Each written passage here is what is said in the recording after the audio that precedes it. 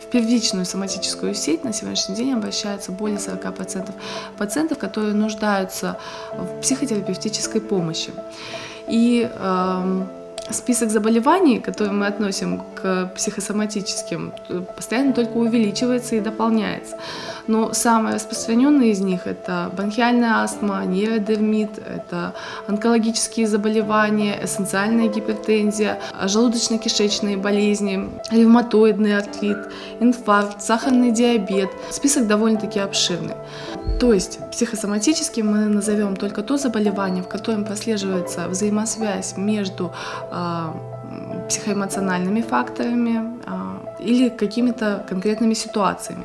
Психосоматическое заболевание не возникает за один день. В основе его лежит определенное воспитание.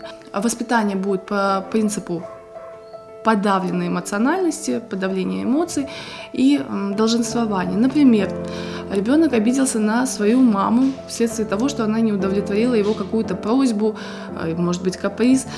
И, собственно говоря, ему хочется плакать, кричать, а нельзя, потому что есть запрет на эмоциональное проявление своих чувств, подавление эмоций. Он хочет как-то выразить себя, но опять-таки нельзя, потому что он должен слушаться маму, он не может обижаться на маму.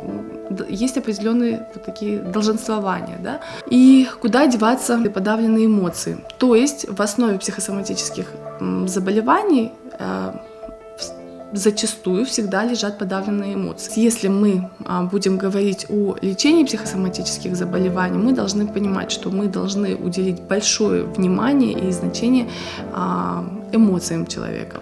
Поэтому здесь без психотерапии обойтись будет довольно-таки сложно.